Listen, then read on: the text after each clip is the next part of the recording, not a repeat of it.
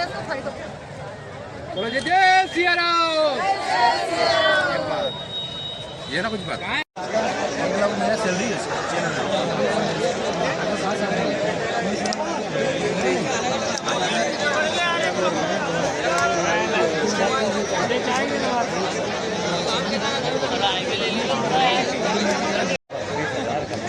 आप सभी से मैं एक निवेदन करने यहाँ पर आई हूँ कि अगर आने वाले चुनाव में भारतीय जनता पार्टी जीतती है तो विपक्ष हार जाएगा, और अगर विपक्ष जीता तो सनातन धर्म हार जाएगा, हिंदुत्व हार जाएगा।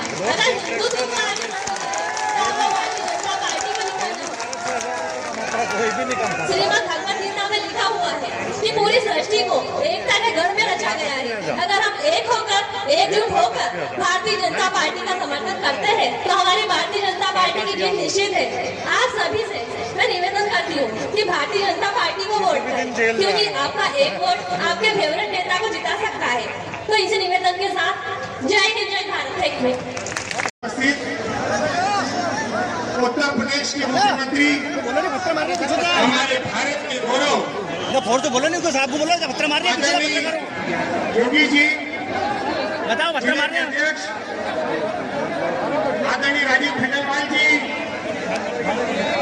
सोनभद्र विधानसभा के बहुत ही लोकप्रिय प्रत्याशी डॉक्टर राजेश का बंटवारा हुआ और भारत का एक अंग हमेशा हमेशा के लिए भारत से अलग हो गया। इसी प्रकार की जिद करने वाला एक छोटा जिला इस सोनभद्र विधानसभा में भी है, और सोनभद्र विधानसभा के छोटे जिला के कारण विधानसभा का 40 वर्षों से विकास रुका हुआ है। और ये छोटा जिला सोनभद्र का विकास नहीं होने देता, यहाँ पर भ्रष्टाचार करता है, यहाँ पर लोग हाथ को बढ़ावा देता है। यहाँ पर यदि छोटे जिला को किसी की चिंता है तो केवल शरीर की चिंता है।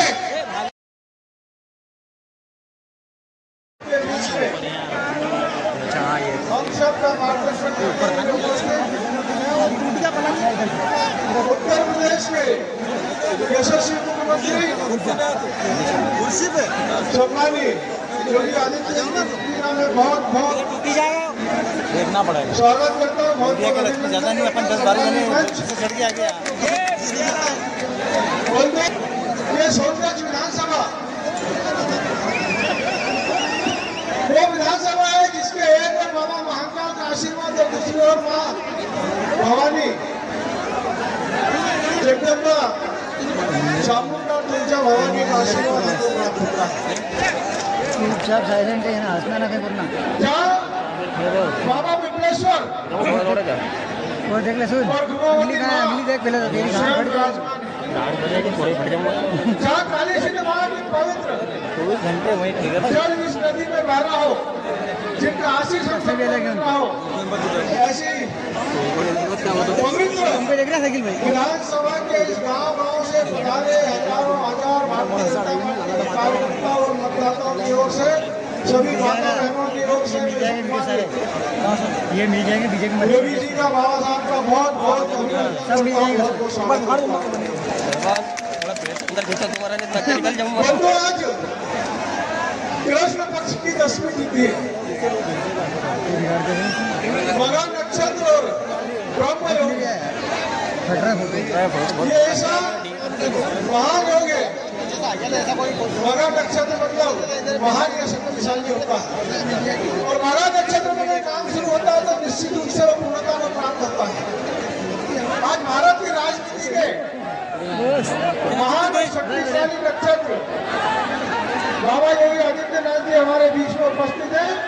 उनकी ये महान उपस्थिति इस बात का प्रमाण है कि निश्चित रूप से सोनभद्र में भारतीय जनता पार्टी का कमल खिलेगा और मध्य प्रदेश में पुनः भारतीय जनता पार्टी की सरकार है।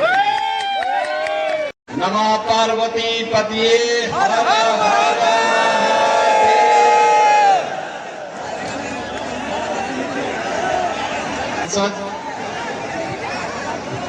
मैं महेंद्र सिंह सोलंकी जी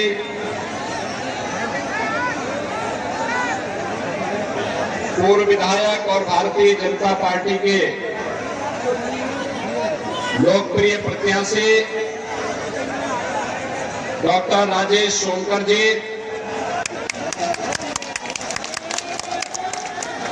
जिला पंचायत के अध्यक्ष श्रीमती लीला देवी मेरुवाल जी, आप सबके दर्शन करने और आपसे संवाद बनाने का सौभाग्य प्राप्त हुआ है। इस धरा को नमन करते हुए मैं आप सबका हृदय से अभिनंदन करता हूं। भाइयों बहनों,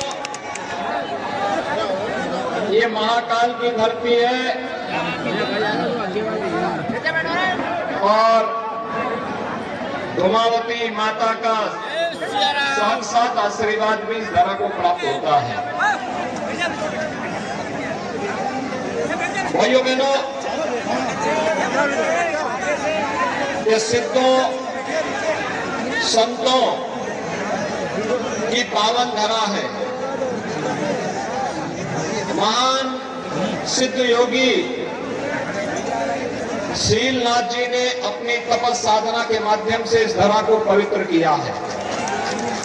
उनकी ध्वनि आज भी देवास को देवताओं के वास के रूप में ही स्थापित करके देश के अंदर अनेक स्थलों पर उन्होंने अपनी ध्वनियां रमाई। ऐसे पावन धरा को नमन करता हूं।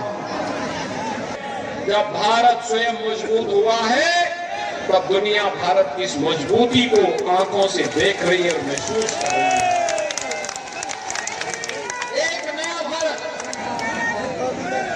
एक नए भारत का दर्शन हो रहा है।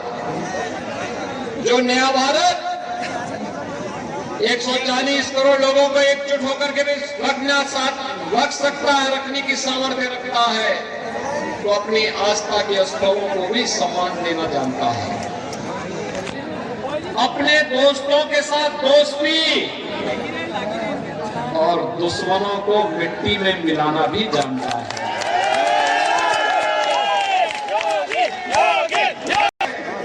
14 के पहले का भारत कांग्रेस नेतृत्व का एक ऐसा भारत था जिसमें आतंकवाद था, नक्सलवाद था, अलगाववाद था, भ्रष्टाचार था, अराजकता थी। और 14 के बाद का भारत जिसमें आतंक भ्रष्टाचार की समस्या का समाधान है। और भाइयों बहनों, अभी भी जो कुछ बीमारियां पाने का प्रयास कांग्रेस के द्वारा होता है, लव जिहाद के नाम पर, धर्मांतरण के नाम पर, गुंडागिर्दी के नाम पर, भ्रष्टाचार के नाम पर, इसका समाधान भी भाजपा ही है। भाजपा ही इसका समाधान करेगी।